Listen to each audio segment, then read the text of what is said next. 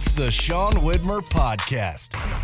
It's a journal by someone that just really doesn't like to write. Sports today on the podcast. At the end of the podcast, talking sports. Seattle Mariners sports. Wow. But we need to kick the podcast off with food talk. We're going to do that today. That's today's podcast. Thanks for tuning in. Sean Widmer Podcast. I very much appreciate you checking it out. Thank you to the people who help support the podcast over at my Patreon. It means the world to me. This is the only reason. It's the only reason this thing stays going. I hope you enjoy it. I hope it's been enjoyable to you. If you've been a longtime listener, new listener, that it brings a smile to your face, that it takes you away from maybe reality for a moment, gives you some stuff to talk about with family and friends throughout the day. I just appreciate you listening, and I hope it is a positive part of your life. Okay, if you want to interact with the show, YouTube, you can go to the YouTube, watch the YouTube, and comment there. You can go to seanslife.com, SEAN, seanslife.com, and comment over at the website. Or if you're listening on Spotify, you can comment on Spotify. We'll get to the comments at the end of the show, if there are any. I know we have, I think maybe at least one or two. Banking on Yvonne to be there for us. Banking on Ian to be there, Spokane Ian to be there for us. We're about to have to name the comment section after them because they do their due diligence. Keep it going. So thank you to them. We'll see what they've got at the end. Maybe some interesting stuff to discuss. We shall see. But we got to start here. When it comes to the world of fast food, I love it. I love it. And we talk fast food on this show a lot. Anytime there's really big fast food news, I'm going to bring it up if I see it. And I love it. We talked about the burgers the other day. Great burgers. And I think we gave you some good ones here to go try out. But something we don't talk about enough in the fast food world that needs to be addressed, I got involved with tonight. It was my main man, Ty, 2-year-old Ty. It was his birthday. Nephew, birthday party tonight over at Nana and Papa's house. I was there for the first hour of it. Then I bailed out to go to Dungeons and Dragons group. But I was there for the first hour of the birthday party. And swimming, everything's going great. Having a big time. Lots of cool stuff. Lots of cool decorations. My kids are going nuts. They can swim forever on a summer's night. And in fact, it was one of those nights that I love for my daughter. The boys left early to go home and go to bed. The baby goes home and goes to bed. Huck went with him. And my daughter got to stay late and swim. Got to stay till a little after 9 o'clock. 2 hours past her bedtime. She normally goes to bed at 7:30 because you asked. And so she was, we didn't get home until 9:30, 9:40. She was like, it's so dark. Fun summer memories, right? Anyhow, at this birthday party, they had some food. So when I get there, I'm looking and they're kind of putting out the spread, and the fast food item we do not give enough love to here on the podcast was laying there on the table. And this is why I know it's a powerhouse of a fast food item. Because the item they had at the table was a Chick-fil-A nugget tray, which, if you know my mother-in-law, Lisa, you know she's always going to be good for a Chick-fil-A nugget platter, which is so wonderful. So wonderful. Their nuggets are great. Chick-fil-A, as much as I've knocked Chick-fil-A in the past for not being my favorite place to go, I don't really love going to get a chicken sandwich at a fast food place. So Chick-fil-A and I don't really have this super duper big bond. I think they're fine. I'd rather get a burger. And so the chicken nuggets, though, are like, I can't argue against those. And they're great. So Lisa gets we'll always have the platter around at one of her get-togethers. And she's got the dipping sauces, which Chick-fil-A just brings amazing chicken nugget dipping sauces to the plate. Whether it's the Polynesian, the Chick-fil-A sauce, their barbecue sauce is good. Their honey mustard is good, right? It's good. And I love Chick-fil-A's nuggets. But I mentioned the nuggets as a powerhouse item because I love the Chick-fil-A nuggets, and I think they're the fourth best fast food nugget. So This is like that shows you how great nuggets are. The untalked about item on the Sean Widmer podcast, when we talk a lot of fast food, we're not talking nuggets enough. So I was running them down because I thought, man, I was eating the nuggets. I'm like, these are so good. I love these. Are these the best nuggets? And immediately I was like, okay, so let's imagine there's the trays are out from all the different fast food restaurants. We've got the nugget trays have assembled, and we've got ourselves quite the time. So you've got your Chick-fil-A nuggets, and I'm going to put 4 other nugget groups on the table, or 3 other, excuse me, because I think these are the 3 that I would have before I had Chick-fil-A. The close matchup is going to be the Chick-fil-A nuggets versus Carl's Jr. / Hardee's, Carl's Jr.'s Star Nuggets. I need to get the exact name of them. The Chicken Stars. The Carl's Jr. Chicken Stars versus the Chick-fil-A Nuggets are the closest matchup I'm going to give you right now between the 4 that are on top. I'm giving the edge to the Chicken Stars because, one, they're in the shape of a star. That's kind of awesome. Chick-fil-A is bringing some great sauces, but I do think the Chicken Star combo with their buttermilk ranch from Carl's Jr. is really good. I believe they have a spicy, was it a spicy? I should have looked this up. A spicy sriracha of some kind. Spicy buffalo. They have a spicy buffalo sauce that's really good. But it's that buttermilk ranch, the Chicken Star. So I think I'm going to the Chicken Stars before I go to the Chick-fil-A ones. Again, Chick-fil-A one's great. But they're also beat by the Wendy's Spicy Nuggets are so stinking good. There was a while where I had some people at work who loved going to Wendy's. It was kind of close to my work at the KXLY building in Spokane, Washington. And the Wendy's was close. We'd go to Wendy's up on the South Hill, too, and I worked up at Citadel Broadcasting. And we would go to Wendy's there, too. Had a guy, Kelly, shout out to Kelly. He would always do the baked potato with the chili. And he'd mix them up, and that was his go-to while he ran the board for Spokane Indians baseball games. You knew my man Kelly McGillis was going to be down in a little bit of Wendy's chili and the baked potato. But I would go and I'd get those nuggets. And people told me their burgers were good. I never really got into the Wendy's burgers because I was always going to the nuggets. And those doggone spicy nuggets are top tier. But there is still one better nugget. Again, there's a tray of of Chick-fil-A. I'm going to it because I love it. But I'm going to the Chicken Stars before. I'm definitely going to the spicy nuggets from Wendy's before that. And then it's just the gold standard. McDonald's Chicken McNuggets are king. If you have the tray of those 3 other restaurants sitting there, and there's also the tray of McDonald's Chicken McNuggets, I'm going to the McNuggets first. That's the first spot I'm going. I'm grabbing a pack of the sweet and sour sauce. I'm grabbing McNuggets, and that's going to make me the happiest. It's a great place to be for us, America, right? Because you're going to be happy with each one of those trays. They are all great. You are going to walk away loving the chicken nugget. I kind of did a little looky-loo here because I wanted to know who did it first, and it was McDonald's. So let's rewind time to the 60s. Dr. Robert C. Baker, okay? This man created a recipe for chicken nuggets. This is the entry point to chicken nuggets into the world. He called them Chicken Krispies. There needs to be a fast food restaurant that gets the rights to that. Chicken Krispies is awesome on a menu. Chicken Krispies. He molded ground chicken, breaded it, fried it, published his recipe and findings, but did not patent or commercialize it, okay? So Dr. Baker, Chicken Krispies is where this all started. Well, the fine folks at McDonald's were like, well, we could do something with this. And sure enough, they did. They created in the late 70s the idea and the concept of mass-producing chicken nuggets.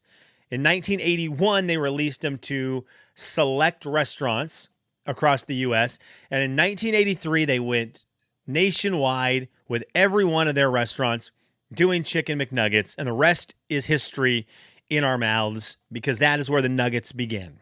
And then other restaurants like Wendy's came in, Burger King came in. I don't know if Burger King has good nuggets. I know this when doing a little bit of research. They've had multiple changes to their chicken nugget recipe, which means they're not good. That just means they're not good. Sorry, I can't see that. When you go to look up the Chick-fil-A nuggets, McDonald's nuggets, the chicken stars, all the other ones, the facts about them when you do the Google search are just about the nuggets. Burger King's is like, they've done a lot of changes to this nugget. That's not a good starting spot. Anyhow, that's where the nuggets started. McDonald's gets the first dibs on them, and I thank them for that. A top-notch menu item. And shout out to my mother-in-law, Lisa, because God bless her, a platter of nuggets from Chick-fil-A is to die for. So stinking good. I was going to tell you my eating habits with them, but no one needs to hear how I eat the nuggets because it's kind of gross. Kelly's, what are you into? Let's talk some baseball. Cal Raleigh. We need to talk about Cal Raleigh real quick. Mariners fans, baseball fans, we need to talk about Cal Raleigh. Cal Raleigh is having a season of seasons for the Seattle Mariners. Catcher for the Seattle Mariners, all-star, won the home run derby on Monday night. Won the home run derby. Such an exciting thing. I was hyped on it. Cal Raleigh, let me look up real quick here. Cal Raleigh right now, as the all-star break is in effect for Major League Baseball when I'm recording this, currently is hitting .259 with 38 home runs. So here is what I want to bring up with Cal Raleigh.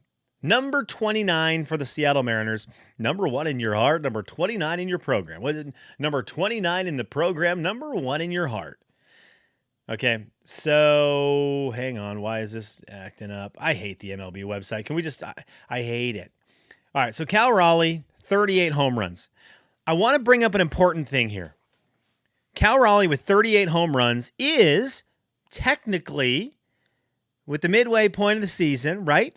The All-Star break, on pace to break the all-time home run record set by the greatest hitter of all time, Barry Lamar Bonds. Barry Bonds, 73 home runs, that's the record. So just in general, as a little bit of excitement, Cal Raleigh's in the hunt to break the record, which, by the way, if you are not a baseball fan, there is nothing better than a home run hunt at the end of the Major League Baseball season. That's just one of the great things in sports.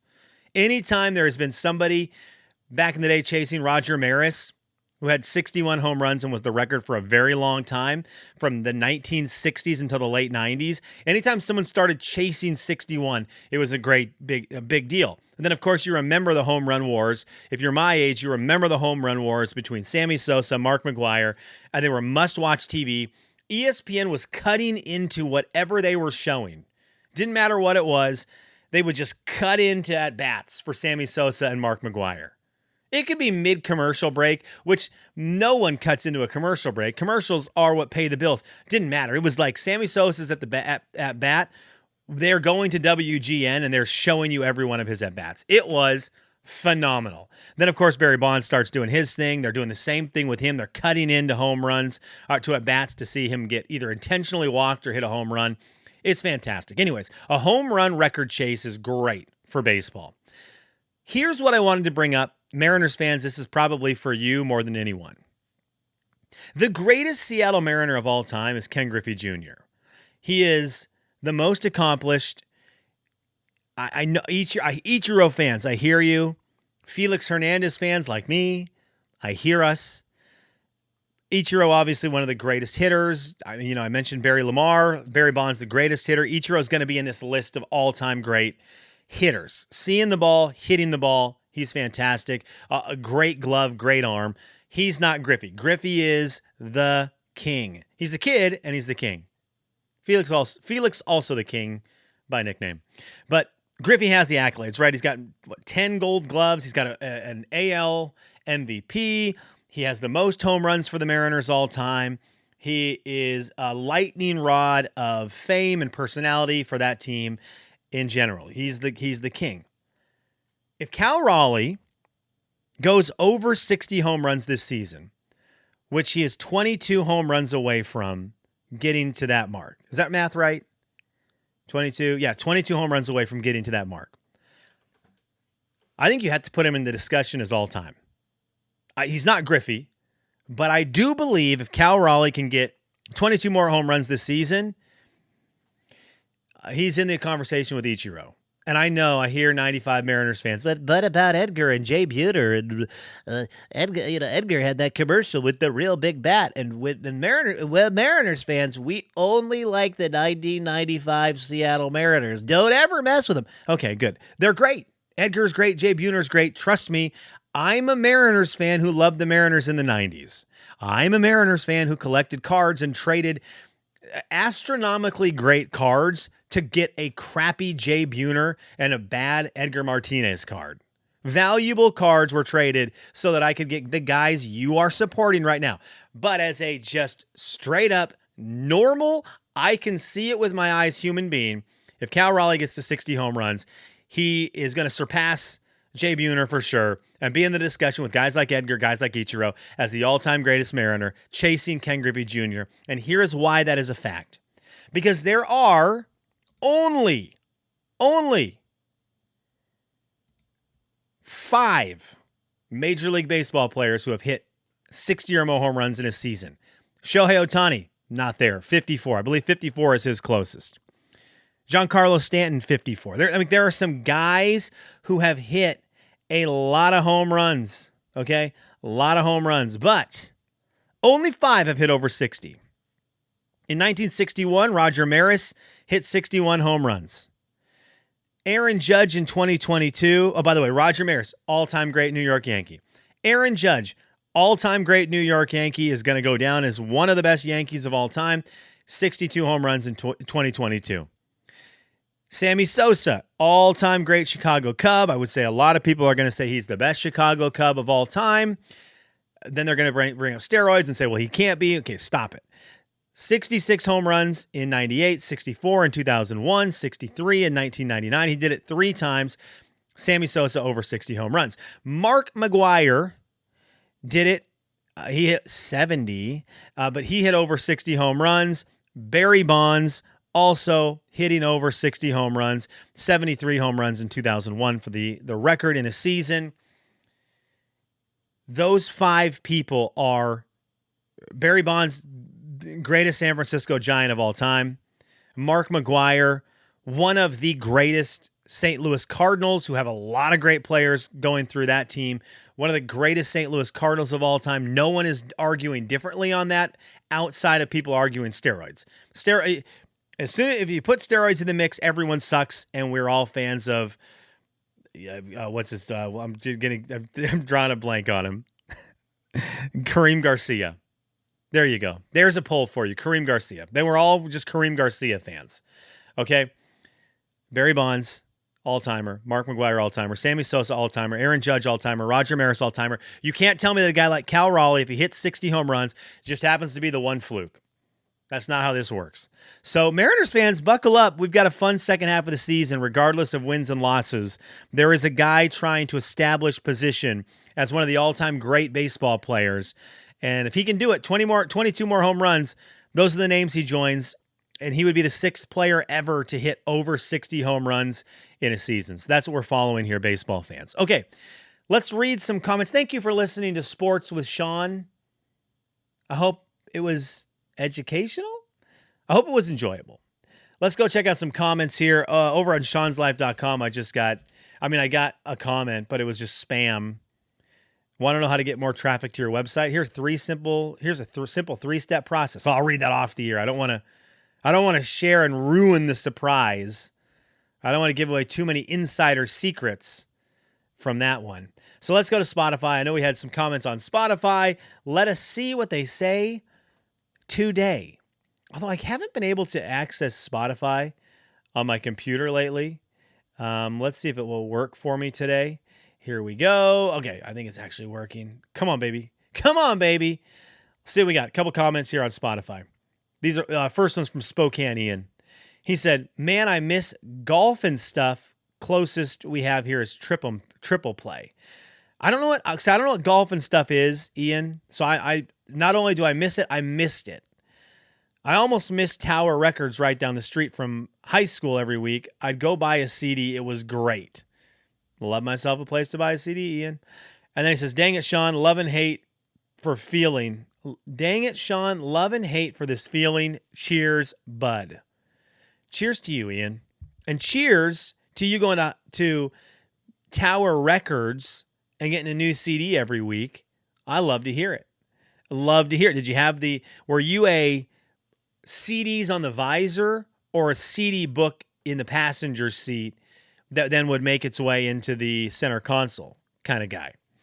Yvonne, our good friend Yvonne Aunt Burns says this. You forgot to mention my first crochet the first crochet you got for me was Olivia's blanket, then Huck's. Also, my arcade game was Pac-Man and Miss Pac-Man. Nintendo was Tetris and Dr. Mario. First of all, Yvonne, thank you for the crocheted blankets. Olivia's, we still have all of them. Olivia's is great. Huck's, he still has it in his room. He busts his out because the blankets that Huck has are all utilized in him playing The Floor is Lava. They're all the islands, his blankets. So, although you expected that to be used for warmth, it is actually used to fight off the warmth of lava as an island. As for your arcade games, great call. Now, I'm personally a Miss Pac-Man guy over Pac-Man. I do like Pac-Man, but I think Miss Pac-Man is, well, it's top 3 arcade game ever. Top 3? Might be top 3. I'm going to say it, top 3. And NBA Jam Tournament Edition is also top 3, which means I got room for 1. I don't know if that's going to, I have to think about it. If it's Ninja Turtles, if it's Gauntlet, man, if there's like an off-road truck game where there's 4 or 3 steering wheels all right next to each other, you stand at it, that's a great game. Anyways, Miss Pac-Man, though, and NBA Jam Tournament Edition, definitely in the top 3. Thank you for the comments. If you'd like to comment today, go ahead and do it. Michael, I was just going to full name you, but I'll give you some respect. Michael, are you still out there? Are you still out there listening? Am I way wrong about the Mariners thing? Because I don't think I am, and Michael's our Mariners expert. I just think if Cal Raleigh, the big dumper, first of all, amazing name, if he goes for 60, he's better than Buhner. He's more legendary than Buhner. He's in the discussion with Edgar. Anyone who knows me and knows my history with sports radio, I have no problem just admitting that we overhyped the 95 Mariners. They are an awesome team. One of the great Seattle sports stories ever. But my gosh, the pedestal that Mariners fans put them on make it so that you can't appreciate a single other thing that happens with the Mariners franchise, which is so dumb. Yeah, they're exciting. They were a great team. I'm so thankful I got to live through the 95 Mariners season. It was awesome. But don't put them on such a pedestal that nobody else can ever be great again. All right, enough of that. Shout out to Rick Lukens for being the reason why I despise 95 Mariners fans. All right, that got personal. Have a good day.